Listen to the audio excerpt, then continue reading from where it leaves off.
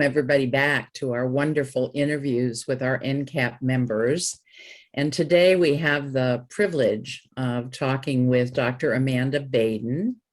And, we have these wonderful biographies on the NCAP site.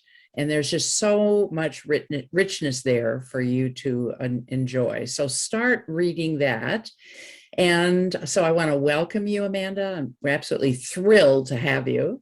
Here you are, I'm in California, and there you are in New York and New Jersey, running back and forth. And we were talking about how really busy the world has made anybody connected to the therapeutic world, and in particular, our families with higher and more complex family systems that are needing specialists such as your own to kind of see them through all that's going on in the world right now. So I want us to start with a question, which is, if you had to share 5 things about your professional life that you'd really want people to know about you, what would they be? So in terms of my professional life, I have a private practice in New York City, and it's really very, very busy. And because I'm a full-time faculty member, it makes it, unfortunately, I can't see everybody that I'd like to be able to see. Another professional thing about me is that I run the doctoral program in counseling at Montclair State University. So that's been a really interesting piece, because I get to bring students who might not know anything about adoption into this world. And they've been working on research projects with me. They're going to attend the conference that I'm running in March, the Adoption Initiative Conference. And I also just like working with students who are interested in research and asking and answering questions. Professionally also, I guess my degree is in counseling psychology. So I'm a counseling psychologist licensed in New York State. And one of the things that started from the very beginning for me that I realized was kind of an issue was that most people who are getting trained to be psychologists, to be counselors, and to be social workers never get a single class or even a mention really of adoption, unless someone like you, Sharon, is there. So I became very fortunate that I had these questions about identity. I was really interested in racial identity, but I knew that it didn't really apply to the experience of transracial adoptees, because they don't have parents of that racial ethnic group to serve as models or points of access to the race and culture. Yes. So that really is what started my career, trying to figure that out and coming up with my mentor, who was a Black woman and a counseling psychologist who was really engaged with me in asking these questions. And we wrote the model that was my first major kind of contribution to the field. And so, yeah, and I've built off of that in many ways. So, some of the work that I've done on reclaiming birth culture, which I called reculturation, kind of really interacts in a way that's surprisingly as though I had planned it, which I, of course, did not, that it really fits with the racial and cultural identity piece about how people start to reclaim, if they start to reclaim, identity that was lost to them when they were adopted. Have you written books on this topic? I was just asked this recently. I have an edited book that we did in 2007, the Handbook of Adoption. But that was more, it was pretty academic, and I have not written a non-academic piece really. And I was encouraged to do so, and I know I need to. Yes. So, to make it more accessible for people, because academic journals are not very accessible for your average person. So. We need it. Please think about that in your very busy life. How old were you when you came into adoption?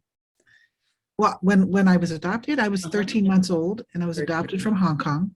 Okay. And so, and so I've been back now to Hong Kong many, many times. And that's also been an interesting part of the journey, to think about how that fits in to the experiences of a lot of adoptees, international adoptees, and how they how they make sense of identity, how they make sense of place, belonging, you know. So And these are, go go ahead. ahead, I'm sorry. I was just going to say, how do you bridge that gap in terms of language, since culture is carried so much by language?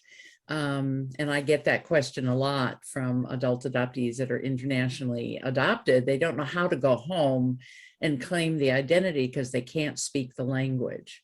Yeah. Well, I mean, I think your average non-Cantonese speaker knows that learning Cantonese is going to be beyond the possibility if you didn't grow up there or with it in your everyday life. So I didn't think that I had to have that. Okay. I think that's part of it. I really just like being with the people. And with my birth family, luckily, I'm very fortunate to have cousins who speak English really well. Oh, So they have been very good guides as well to the culture, to my birth family, to, you know, sort of understanding how to interpret Chinese culture and behavior and family in a way that is very in great contrast to Western perspectives on this. yes. Oh my goodness. That's so lovely that you have access to family of origin. Mhm. Do you have some mirror images in those folks? You see yourself? In personality more than physicality, my birth mother like comes to my shoulder. So,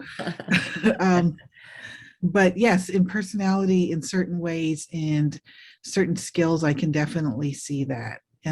It's nice because she is a pretty big family, and so I know all of them, and it's very fortunate.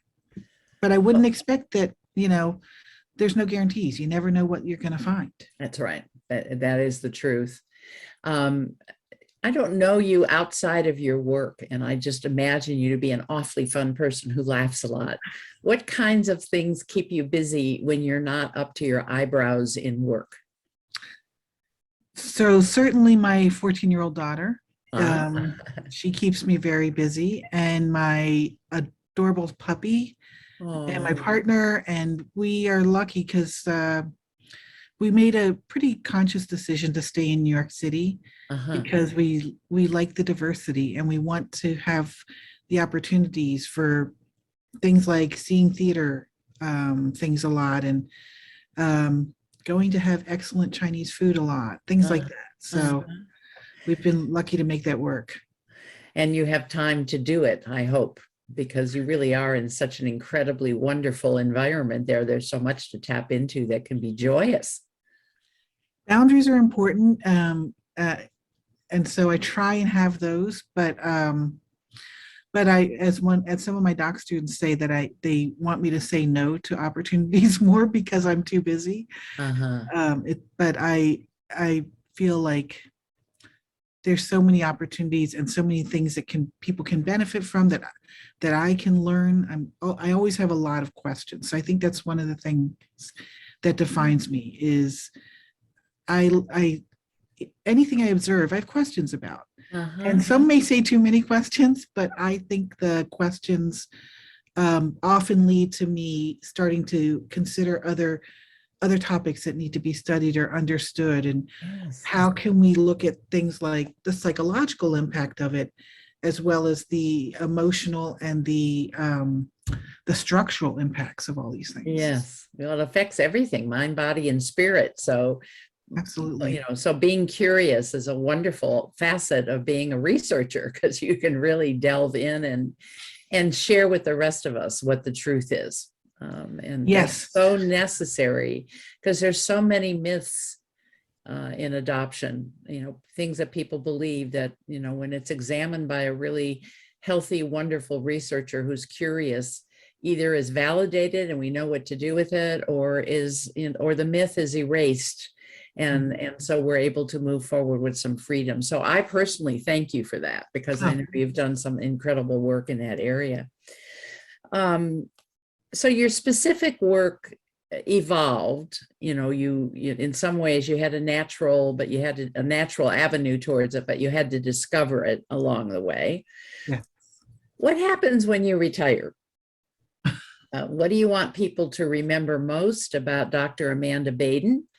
What do you want have people say about you when you finally reach that place of retirement? Because I just went through that and I had to think a lot about what is my legacy? Have I done what I thought I was supposed to do?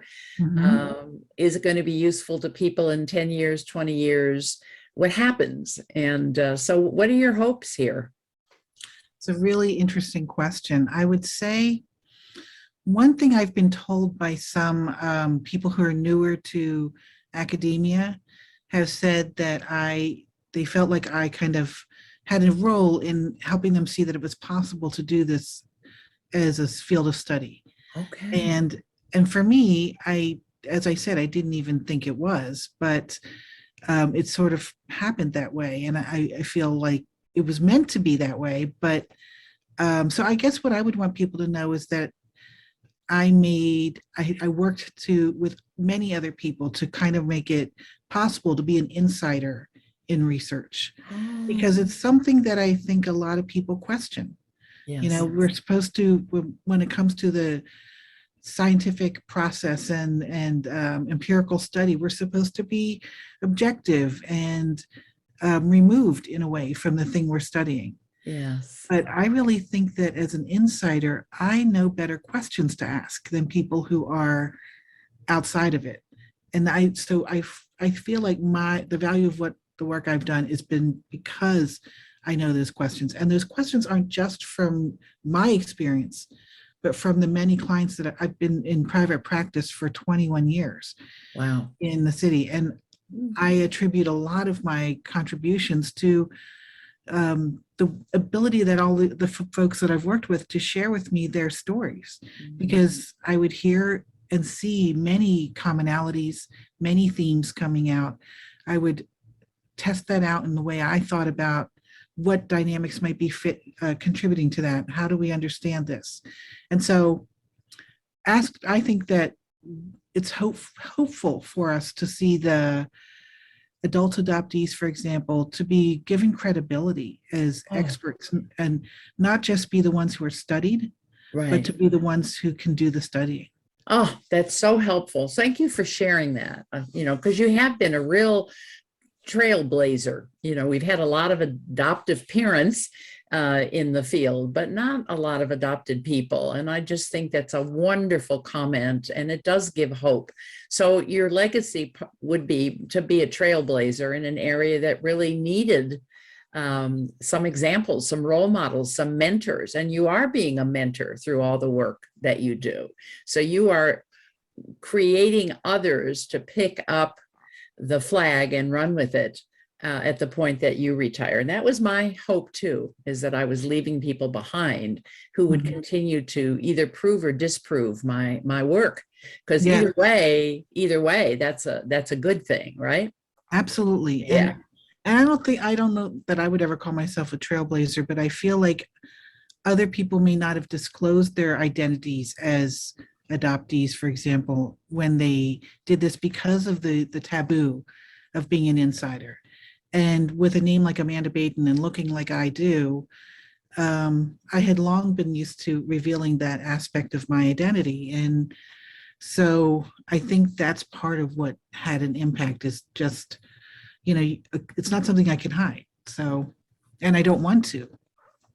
Well, if I was referring some prospective or present adoptive parents to this interview, and they needed to learn a couple things from you, what would you want them to carry away from this interview? Good question. Well, it's interesting because I'm launching a study with some colleagues, also adult adoptees who are scholars, and some of my students on estrangement within adoptive families. Oh, so yes, I read that. Yeah. So one of the things that it's important to me about that is that if an adoptive parent's asking me, this is where you can really maybe make some impact. And so some of the suggestions and things I will talk to adoptive parents about in training is to be willing to admit they're wrong, because those relationships, as we know, have to shift at some point. Yeah. Yeah. And when parents are unwilling to shift, or when the adoptee is unwilling to shift, then of course there's a blow up. Yes. Well, and it's also a wonderful skill to be teaching our children, to be able to say, oops, I made a mistake. And I'm looking for a course correction here. Yes. And so that's wonderful. I'm so glad you're going to be studying that, because goodness knows we see so much estrangement. And I'm going to be excited to see what your research outcomes indicate. That's really exciting. Okay. NCAP has its 3 words on its website that are kind of its vision. And it's to correct and strengthen and empower the folks who either are part of NCAP or come to NCAP for some guidance or support, or some learning something from research. As an NCAP team member, what would you like to see this organization fulfill? Well, I've had some good talks with Adam. I would love to see more research being done through the organization. Because people think of adoption as a done deal and a good thing, they don't know how much funding is needed and how much study is needed, because it's not the simplistic experience. Right. And so I would love for NCAP to be able to help get that message out and to help fund some of the research that needs to be done. Mm-hmm. And train people in changing their narrative about it. Yes, words are so important. Yes, yes. Yeah, that's what I think I'd like to see. Okay, well, keep pushing for it, because I know that's certainly a good deal of what I believe needs to happen. And most of the questions I get from other professionals is, what's the research behind this? How do you know that to be true? And I think NCAP can fill that role. It's got such a sharp group of people, including yourself as researchers. You're doing such incredible, you're making gifts to our field all the time. And we need more and more and more of it. And you're building more researchers, through the work that you do. Anything else you'd like to say? That's kind of a final thought. Let's see. Well, I guess the last thing I would say is, in addition to, my goals for people learning about adoption is more complex, I also want people to realize that the notions we have about adoption can be offensive. Mm-hmm. So I've done a lot of work, and I'm still doing work on microaggressions, adoption microaggressions, racial microaggressions, and it's all tied back to that original idea I talked about, which is that adoption is more complex than that. So people's narrative is birth parents are not such good people, adoptees are damaged, and adoptive parents are heroic rescuers. Mm-hmm. And so those notions have an impact. And I would love to see not only the general public realize that and start to make changes, but also people who are working with clients, clinicians.